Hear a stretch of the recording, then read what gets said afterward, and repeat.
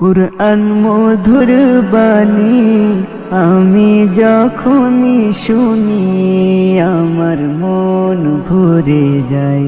শোনো মুমিন মুসলমান, পড়ে দেখো না কুরআন, কত শান্তি পাওয়া যায়। কুরআন মধুর বাণী, প্রতিটি হরফে 10 নেকি আছে, আমলে জমা হয়। পাপের খাতা হতে পাপ যায় তোমার হেঁটে, নেকিতে হয় বোঝাই।